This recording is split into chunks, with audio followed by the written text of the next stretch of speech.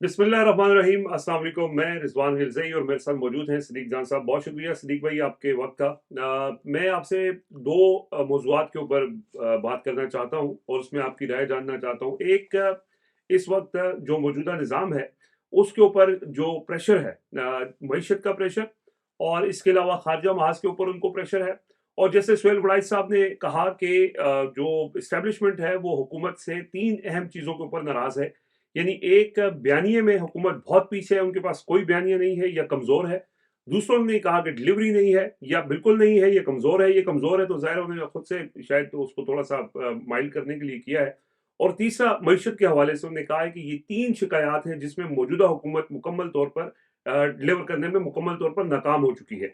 और ज़ाहिर है ये प्रेशर माउंट होता जा रहा है दिन ब दिन। जो मईशत की सूरत हाल है उस हवाले से भी प्रेशर बहुत बढ़ता जा रहा है। और इसी के अंदर फिर खारजा महाज के ऊपर प्रेशर, और इंटरनली पीटीआई पिछले एक महीने के दौरान जो उन्होंने स्ट्रीट मूवमेंट्स की, जो दौरे किए, जिस तरह के लोगों ने रिस्पॉन्स किया, उससे एक और प्रेशर बन रहा है। 8 फरवरी का फैक्टर भी उसके अंदर है।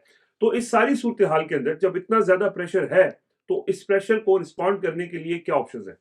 देखिए वो रिजवान साहब एक लतीफ़ा है ना कि एक प्रोग्राम के अंदर एक आदमी खड़ा हुआ और उसने गाना गाना शुरू किया और उसकी आवाज़ बहुत भदी थी। और उसने जब वो गाना गा रहा था और आवाज़ बहुत भदी थी तो एक आदमी खड़ा हुआ, उसने छुरी निकाली तो वो गाना गाने वाला खामोश हो गया। उसने कहा कि नहीं नहीं, तुम गाना जारी रखो, मुझे वो बंदा बताओ जो तुम्हें लेकर आया है। तो इस वक्त पाकिस्तान के अंदर लोगों का जो मसला है कि लोगों ने तो इस हुकूमत को मुस्तरद, इन जमातों को मुस्तरद कर दिया था। यानी पीएम लैन के बारे में है कि उनको 17 सीटें मिली। और मैं आपको दिलचस्प बात बताऊं कि मुस्लिम लीग नून के एक रहनुमा से किसी ने कहा कि सर आप पे इल्ज़ाम यह है कि आपने 17 सीटें जीती हैं। उन्होंने कहा कभी किसी ने गिनी है कि हमारी 17 भी बनती है कि नहीं बनती? यानी वो इतराफ़ कर रहे थे कि हमारी तो 17 सीटें भी नहीं बनती। देखें, लोगों ने जिन जमातों को वोट दिया उसके ऊपर एक टाउट ने मिसाल दी और उस टाउट ने कहा कि जनाब, लोग कहते हैं कि हमने तहरीक इंसाफ को वोट दिया, अक्सरियत ने तहरीक इंसाफ को वोट दिया, दो ताई अक्सरियत दी, और वोट चेंज करने वालों ने, रिजल्ट चेंज करने वालों ने रिजल्ट चेंज कर दिया और उन जमातों को हम पे मुसलत कर दिया जो जमातें जो है जिनको हमने मुसलत किया था। तो स्टाउट ने कहा कि अब आप बताएं ना कि अगर एक बाप के 6 बच्चे हैं और उन 6 में से 4 कहते हैं कि हमने चरस पीनी है, हमने कोई और नशा करना है, तो क्या बाप जो है वो उनको इजाजत दे देगा? कि क्योंकि दो ताई अक्सरियत जो बच्चों की है वो कह रही है कि हमने ये बुरा काम करना है, तो वालिद उनको इजाजत दे देगा? नहीं, वालिद तो रोकेगा।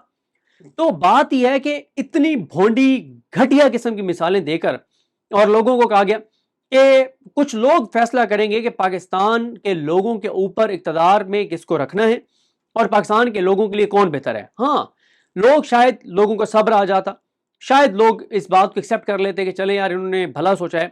अगर कारोबार चल पड़ते, अगर पाकिस्तान 9 अप्रैल 2022 से आगे जाता, अगर इंडस्ट्री चल पड़ती, अगर पेट्रोल और डीजल 150 रुपए से 70 रुपए 80 रुपए फी लीटर पे आ जाता।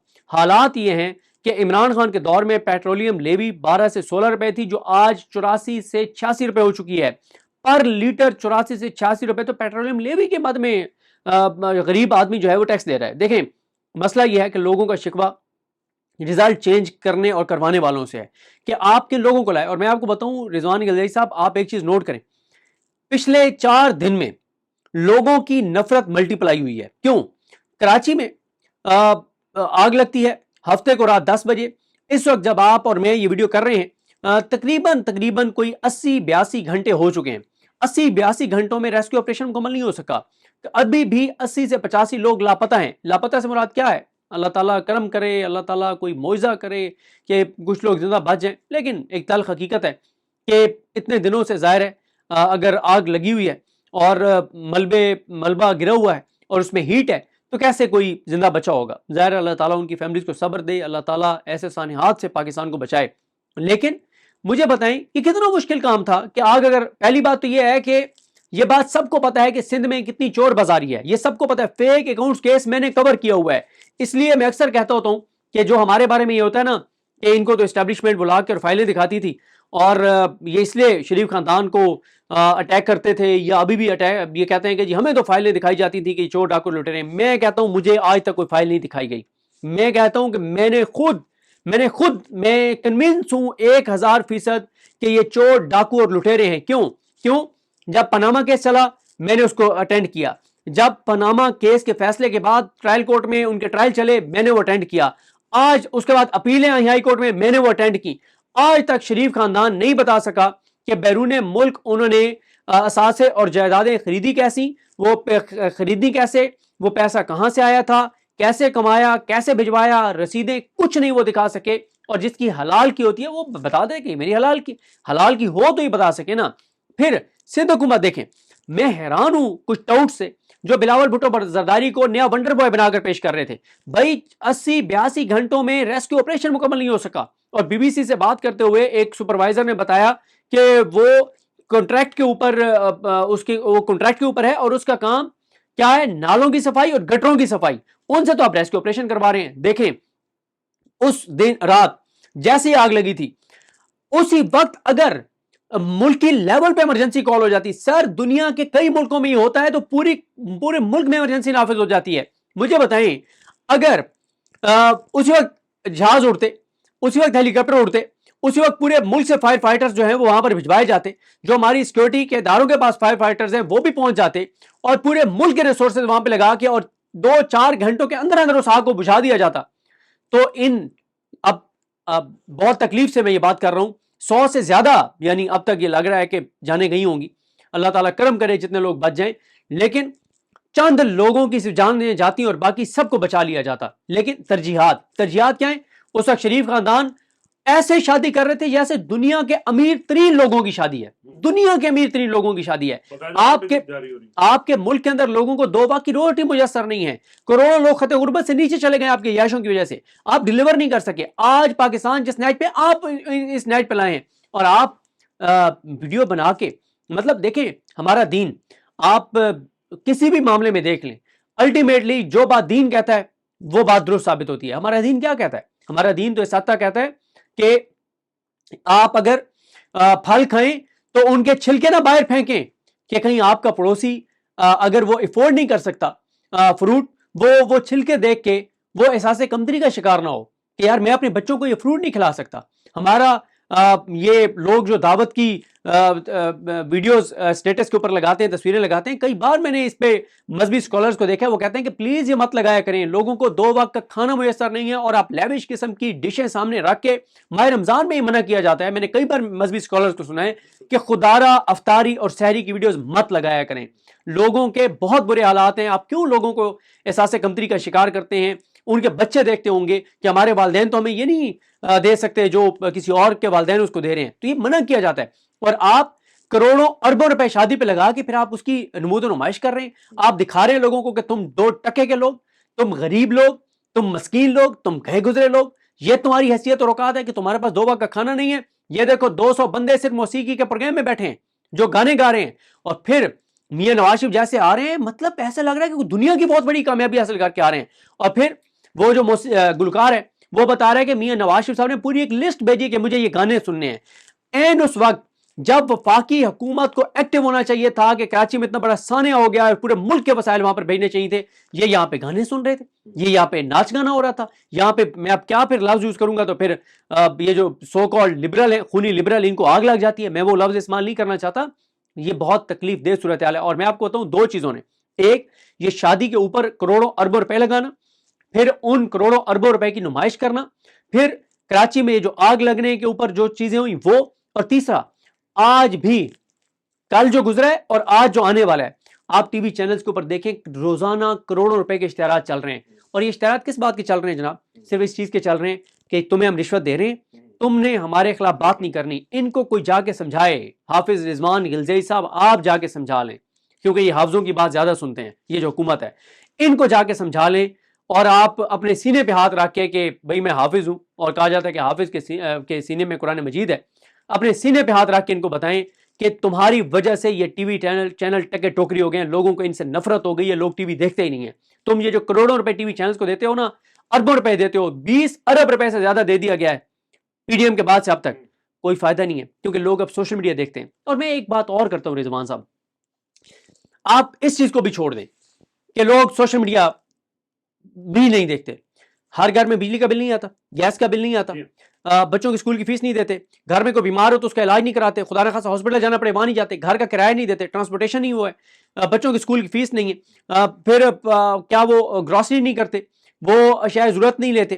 مطلب یہ ساری چیزوں سے لوگ گزرتے ہیں نا سر. لوگوں کو کوئی یوٹیوبر کو نہ دیکھیں, نہ سنے وہ عمران ریاض کو, نہ سنے وہ امید پیرزادہ کو, نہ سنے وہ صابر شاکر کو, نہ سنے وہ سبی کاظمی کو, نہ سنے وہ وقار ملک کو, نہ سنے وہ حبیب اکرم کو, نہ سنے وہ کسی اور کو. بھائی لوگ اس وقت ہر گھر 6 8 10 12 چیزوں سے گزرتا ہے, ان کو پتہ ہے کہ کتنے 20 کا 100 ہے. لہٰذا میں سمجھتا ہوں کہ لوگوں کی دو واقعات نے نفرت کی آگ کو کے اوپر نفرت کی جلتی آگ پر پٹرول چھڑک دیا ہے, اور میں یہ سمجھتا ہوں کہ یہ نظام بڑی تیزی سے بند گلی کی طرف جا رہا ہے, انٹرنیشنل حالات بھی, ریجنل حالات بھی, انٹرنل حالات بھی, اور جو لوگوں کے ساتھ ہو رہا ہے اس کی وجہ سے. صحیح ہے. یہ ویسے یہ بحثی یا نااہلی کا پہلا واقعہ تو نہیں ہے یہ جو واقعات آپ نے گنوائے ہیں, لیکن یہ ہے کہ مسلسل یہ چیز ہو رہی ہے, اور obviously اس وجہ سے کیونکہ لوگوں کو یہ تسلی دی گئی کہ یہ حکومت ڈلیور کرے گی, پاکستان میں استحکام آ جائے گا, اور لیکن وہ ظاہر اچیو نہیں ہوا.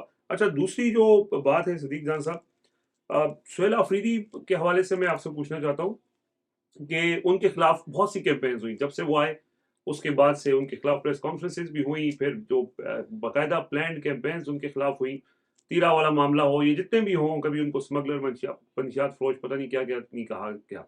اچھا, یہ ساری چیزیں ناکام ہوئی تو اس کے بعد ہم یہ دیکھ رہے ہیں کہ پی ٹی آئی کے اندر سے بھی سہیل آفریدی کے خلاف کچھ لوگ باتیں کرتے ہیں, اور یہ میرے خیال میں ساری ان کے خلاف جو کیمپینز ہیں وہ ناکام ہوئی ہیں. تو اب خود پی ٹی آئی کے اندر جو اثاثے ہیں وہ ان کو لانچ کیا گیا ہے, تو آپ کو لگتا ہے کہ کوئی فرق ڈال سکیں گے وہ؟ دیکھیں یہ کون لوگ ایکٹیو ہیں, یہ وہ لوگ ایکٹیو ہیں جن کو پہلے تو کہا گیا کہ سہیل آفریدی کو ہم بننے نہیں دیں گے وزیر اعلیٰ, پھر جب وہ بن گئے تو انہیں کہا گیا کہ 2 ماہ کے اندر اندر ہم اس کو ہٹا دیں گے. اب وہ جو کچھ لوگ تھے جو اس امید پر بیٹھے ہوئے تھے کہ 2 ماہ کے اندر اندر جو ہے نا وہ سہیل آفریدی فارغ ہو جائیں گے اور وزارت اعلیٰ سے ہٹا دی جائیں گے, وہ اب بہت فرسٹریٹ ہو گئے ہیں. لیکن ان کی فرسٹریشن چلے گی نہیں, جو وہ بیانیہ بنانا چاہتے ہیں.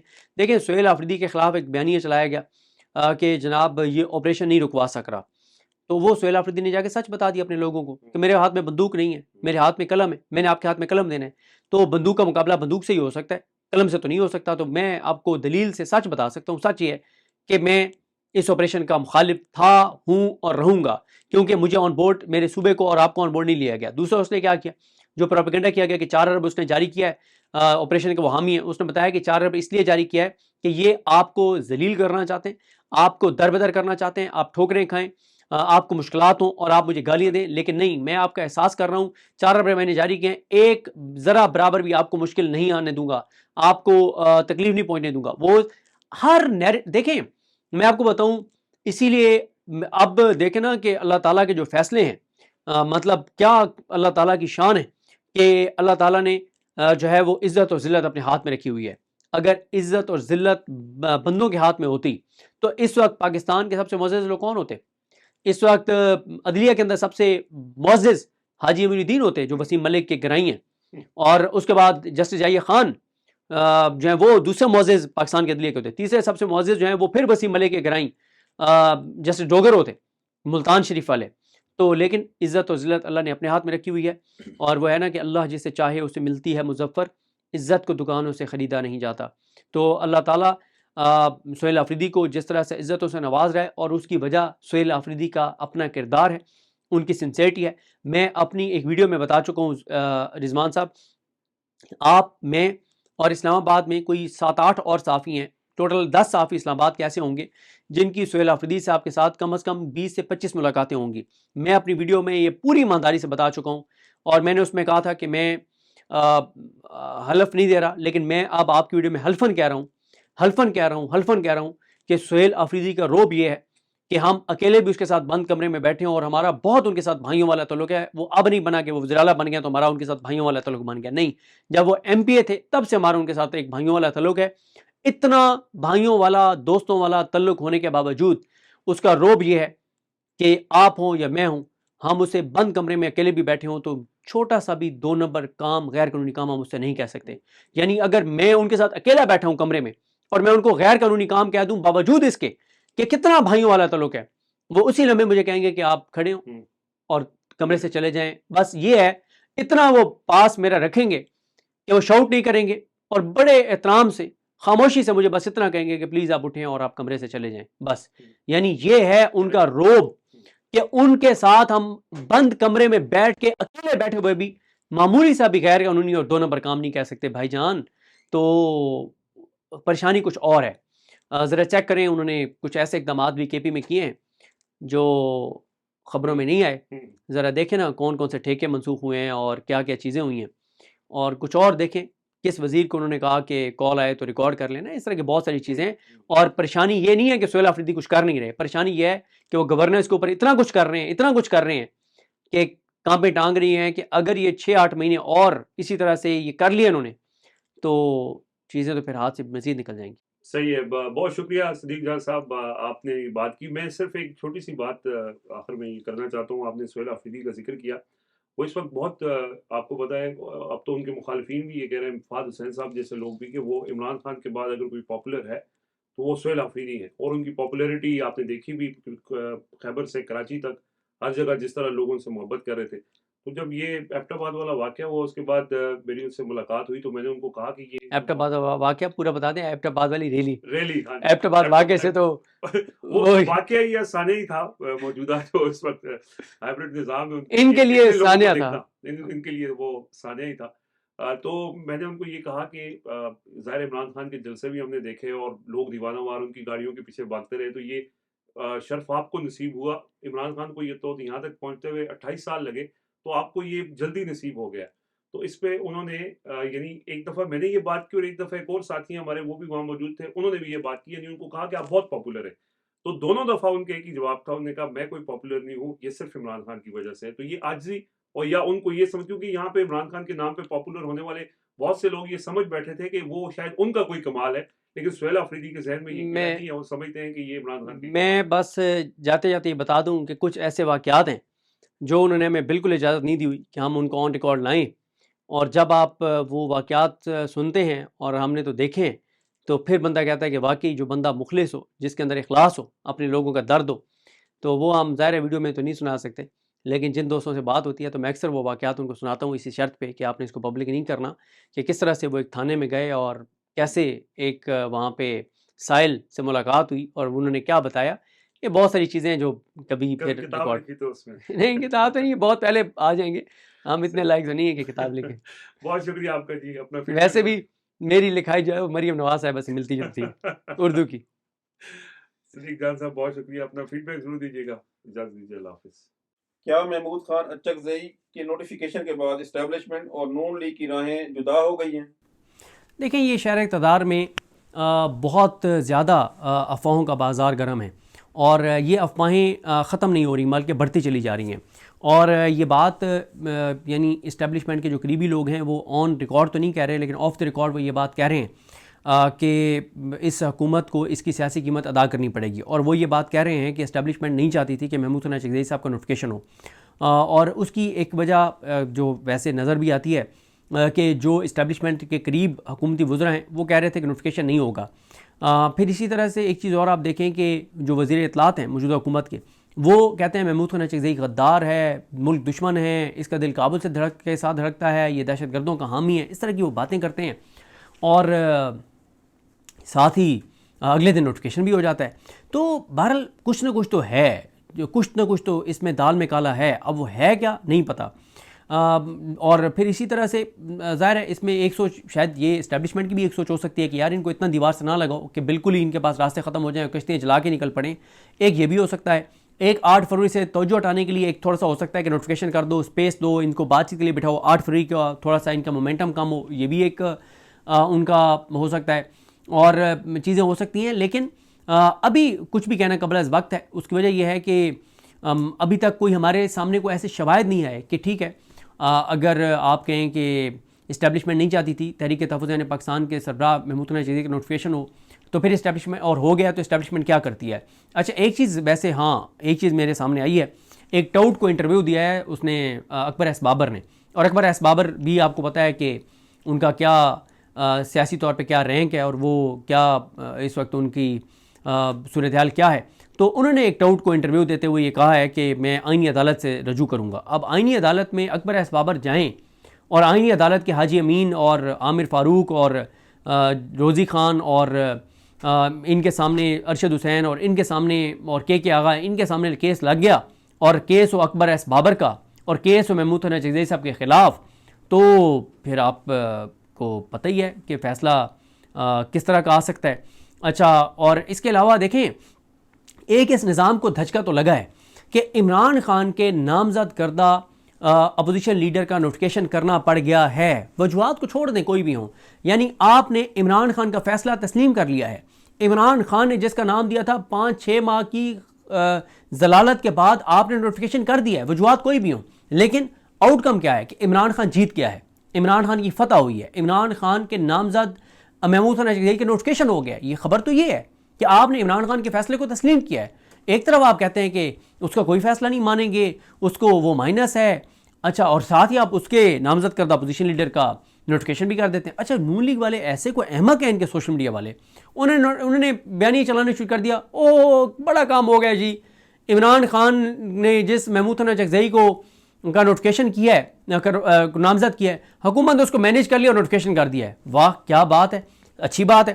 پھر ایک کام کرو نا، اگر وہ مینیج ہو گئے ہیں محمود حنان چکزئی صاحب اور وہ کمپرومائز ہو گئے ہیں نون لیگ کے سوشل میڈیا کے مطابق، تو ذرا ان کی پچھلے 2 دن والی تقریریں تو ٹی وی چینلوں پہ چلوا دو، ان کے خلاف جو جھوٹا پراپیگنڈا ہے وہ تو بند کروا دو۔ میں بالکل نہیں سمجھتا کہ محمود حنان چکزئی جو ہیں وہ کوئی ڈیل کریں گے، وہ اس نظام کے سامنے اردلی لے لے یا چابی والے کھلونے بنیں گے۔ اور اس وقت آپ دیکھیں نا کہ جو کوٹ لکھپت جیل کے اسیران ہیں، اجاز چودھری صاحب وغیرہ، یاسمین راشد صاحبہ اور محمود رشید صاحب، عمر سرفراز چیمہ صاحب، ان سب کا بھی ایک لیٹر آیا ہے اور انہوں نے امید کا اظہار کیا ہے کہ محمود حنان چکزئی صاحب جو ہیں وہ اپنے جو ایک ان کی جو ایک نظریہ ہے اور سوچ ہے جمہوریت کے لیے، ملک کے لیے، آنے والی نسلوں کے لیے، اس کے مطابق وہ چلیں گے اور کوئی نہ کوئی بڑا بریک تھرو ہوگا۔ دیکھیں اس نظام پہ دباؤ تو بڑھ رہا ہے، ایک طرف اکانومی کی صورتحال ہے وہ دن بدن خراب ہوتی چلی جا رہی ہے، عمران خان کی پاپولیرٹی بڑھتی چلی جا رہی ہے، سہیل آفریدی گراؤنڈ پہ مومنٹم بڑھاتے چلے جا رہے ہیں، نون لیگ اور اسٹیبلشمنٹ کے درمیان اختلافات کی خبریں آ رہی ہیں اور ریجنل حالات بھی بڑی تیزی سے بدل رہے ہیں، تو تحریک تحفظ پاکستان کی کال کے اوپر دن کم ہوتے چلے جا رہے ہیں اس کال کے لیے، اور پھر تحریک انصاف کے M N As M P S ticket holder جو چابی والے کھلونے ہیں لے لے اردلی، ان کے اوپر دباؤ بڑھ رہا ہے، ان کو بھی کچھ نہ کچھ کرنا پڑے گا۔ تو ایسے میں لگتا یہ ہے کہ اس سسٹم کے لیے بہرحال مشکلات بڑھتی چلی جائیں گی۔ 8 فروری سے پہلے بھی کچھ بڑا ہو سکتا ہے؟ میں بالکل نہیں سمجھتا کہ 8 فروری سے پہلے کچھ بڑا ہو سکتا ہے۔ اس کی وجہ یہ ہے کہ تحریک تحفظ پاکستان والے ان کی کھیل میں نہیں آئیں گے، اور کیونکہ یا تو ادھر سے بھی کچھ بڑا ہونا، ہاں اگر یہ 5 اسیران رہا ہو جاتے ہیں، شاہ محمود قریشی صاحب، عمر سرفراز چیمہ صاحب، اجاز چودھری صاحب، یاسمین راشد صاحبہ، یہ سارے رہا ہو جاتے ہیں تو بالکل یہ ایک بڑی ڈیولپمنٹ ہوگی، اور اس کے بعد بالکل شاید 8 فروری کے اوپر کوئی نہ کوئی بات چیت ہو سکتی ہے تحریک تحفظ پاکستان کی حکومت یا اداروں کے ساتھ۔ لیکن اگر آپ یہ کہیں گے کہ صرف آپ ٹرک کی بتی کے پیچھے لگا کے اور ان کو ماموں بنا لیں گے چکزئی صاحب کو اور علامہ صاحب کو، تو ایسا ممکن نظر نہیں آتا، یہ کسی آپ کے کھیل میں نہیں آئیں گے۔ میں نے دوبارہ کہوں گا کہ ہاں اگر ان 5 کی رہائی ہو جاتی ہے، بشرا بی بی صاحبہ کی رہائی ہو جاتی ہے، عمران خان صاحب کے کیسز فکس ہو جاتے ہیں، پھر ایک چیز ہے کہ پھر لگے گا کہ چیزیں پازیٹیو سائڈ پہ جا رہی ہیں۔ اگر یہ نہیں ہوتا تو پھر میرا نہیں خیال کہ یہ باتوں میں آئیں گے۔ چلیں جی، آخری سوال یہ ہے کہ سہیل آفریدی صاحب جیسے اسٹریٹ موومنٹ کر رہے ہیں اور کمپین کر رہے ہیں، اس کے لیے ان کا اگلا منصوبہ ہے کیا؟ دیکھیں سہیل آفریدی صاحب کا منصوبہ سمپل ہے کہ انہوں نے جمود کو توڑنا ہے، سکوت کو توڑنا ہے، خوف کے بت توڑنے ہیں، لوگوں کو ہوپ دینی ہے، لوگوں کو ایکٹیو کرنا ہے، لوگوں کو موٹیویٹ کرنا ہے، اور لوگوں کو جا کے یہ نیریٹو بنانا ہے کہ ملک نہیں چل رہا، یہ جو کچھ کر رہے ہیں وہ ملک کے خلاف کر رہے ہیں، یہ جو کچھ کر رہے ہیں وہ عوام کے خلاف کر رہے ہیں، ان کی وجہ سے کسان تباہ ہو گیا ہے، انڈسٹریز برباد ہو گیا ہے، 150 سے زیادہ فیکٹریاں ملیں بند ہو گئی ہیں، ایکسپورٹس کم ہو گئی ہیں، غربت بڑھ گئی ہے، بے روزگاری بڑھ گئی ہے، انسرٹینٹی بڑھ گئی ہے، برین ڈرین بڑھ گیا ہے، ہر دوسرا پاکستانی پاکستان چھوڑ کے جانا چاہتا ہے، یہ پاکستان کو کمزور کر رہے ہیں، پاکستان ان سے نہیں چل رہا۔ 9 اپریل 2022 کے بعد سے اب تک پاکستان ایک سٹیپ بھی آگے نہیں گیا بلکہ پیچھے گیا ہے، نیچے گیا ہے۔ تو ایسے میں ان کو ہٹانا ضروری ہے، اور ان کو ہٹانے کے لیے فیصلے سڑکوں پر ہوں گے، عمران خان کی رہائی کے لیے فیصلے سڑکوں پر ہوں گے۔ جب تک لوگ سڑکوں پر نہیں آئیں گے، تو اس وقت تک یہ حکومت جان نہیں چھوڑے گی. جب تک عوام سڑکوں پر نہیں آئے گی, لوگوں کی ان سے جان نہیں چھوٹے گی, جب تک لوگ سڑکوں پر نہیں آئیں گی, ان کے آنے والی نسلوں کا مستقبل اور خراب ہوگا اور برباد ہوگا. تو سہیل آفریدی صرف یہ کام کر رہے ہیں, لوگوں کو جا کے موٹیویٹ کر رہے ہیں کہ ڈر چھوڑ دو اور تہیہ کر لو کہ جب کال آئے تم نے نکلنا ہے, اپنے شہر میں آپ نے بیٹھنا ہے سڑکیں بند کر کے. تو سہیل آفریدی کا اتنا ہی کام ہے. اب اس فائنل تاریخ کون سی دینی ہے, یہ اختیار یا عمران خان کے پاس ہے یا تحریک تحفظ پاکستان کے پاس ہے. اور میرا خیال ہے عمران خان اور تحریک تحفظ پاکستان 8 فروری کو دیکھیں گے کہ کیا ہوتا ہے. لیکن 8 فروری اس وقت تک کامیاب نہیں ہو سکتا جب تک تحریک انصاف کے M N As, M P S, ticket holders, چابی والے کھلونے, وکیل, مرکزی تنظیم سنسیئرٹی کے ساتھ کام نہیں کرتے, جو کہ ابھی تک سنسیئرٹی کے ساتھ کام وہ نہیں کر رہے.